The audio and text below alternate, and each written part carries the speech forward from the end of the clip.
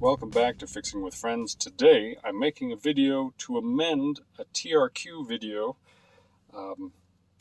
because it's missing a bit for those who I'm guessing it's for these older models. This is a 1995 Dodge Ram 1500. They should be the same across all of the Dodge Ram line.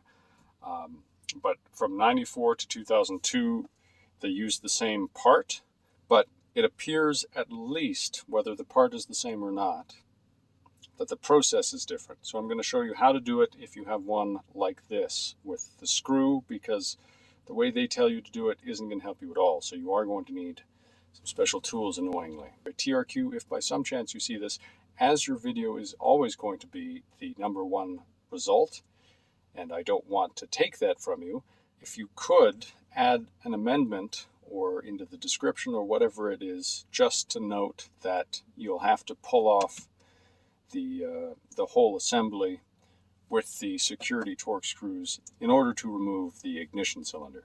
So you're going to need a torx screwdriver. This one's a T15, you can get away with that, but a T20 is probably what you want to go for.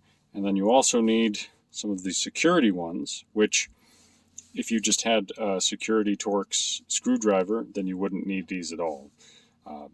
You just get the T20. And these are available online for under $10. But the problem is all the bit holders I've seen cannot fit into these little reliefs. So in order to get this cover off, you can just use a regular Torx. And once you pull them out, I mean, once you have the tool, it doesn't matter so much. But if you're just borrowing someone's, then I would suggest trying to find some appropriate screws to replace them with once you have this cover off. To remove the steering column cover, there are 3 T20 Torx screws, 1, 2, and 3. You're going to untwist your steering wheel tilt lever. You may want to hold on to it and put it back in. After you pull the lid off. Now, it's not going to come off that easily, because it has these little tabs that clip in. I'm not positive what the best way of removing them is, but you're not really going to be able to, it's not like they're reversed, so you just pop a screwdriver in from the side and open it. They are inward, so you can't actually access them. You just have to kind of pinch and wiggle the plastic until you can remove it. According to the TRQ video, somewhere in here you're going to see a locking tab that you push. But even on the bottom side it doesn't exist, and if you notice, this model has a screw in it. So even if you were to push something in, you're not going to get that out. So I'm going to have to pull off this whole thing, and that would be the same as if I couldn't even turn this key, according to them.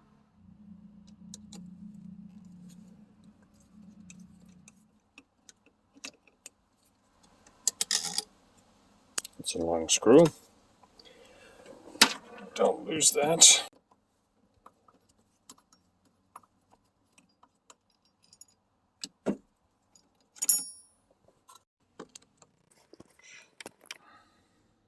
See if we can find this button that you should be pushing. I'm going to hazard a guess that I just have to pull this screw out.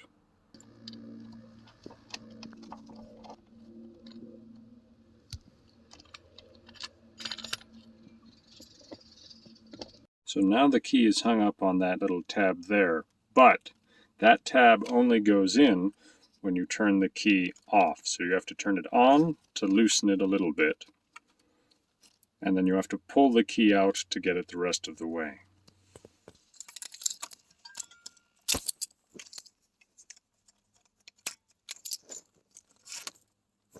There is simply no way I would have been able to remove it without pulling that screw.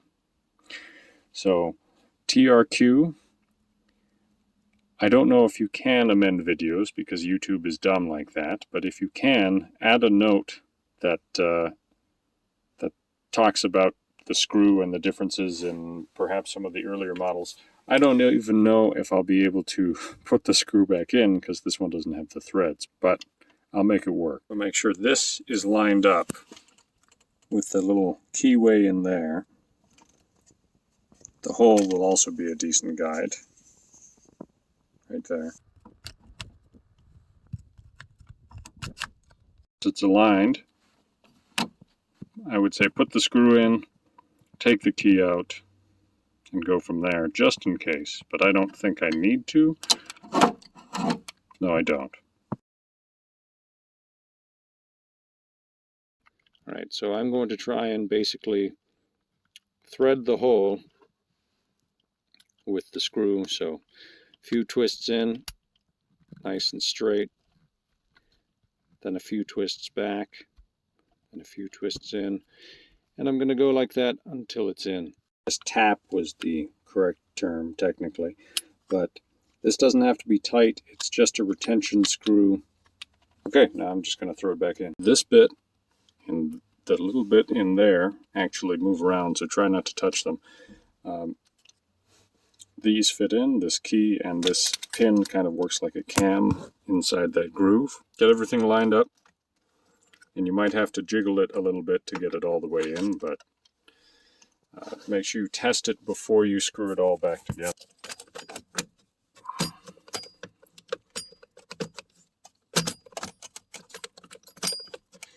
Sure, it worked just fine before I turned the camera on.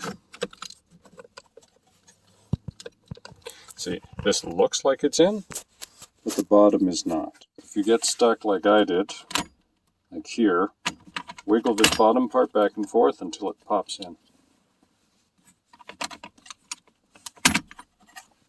And you'll eventually get it all together. Alright, now we see if everything is where it should be. Well, the light's not switching on. But that works. I think the light only comes on when I open the door. Let's test. Yeah, okay. So it's good to go. Now I can just put the screws back in. That's it. Thanks for watching. Hopefully this was a short video. Hopefully it helped. And anyway, see you guys next time.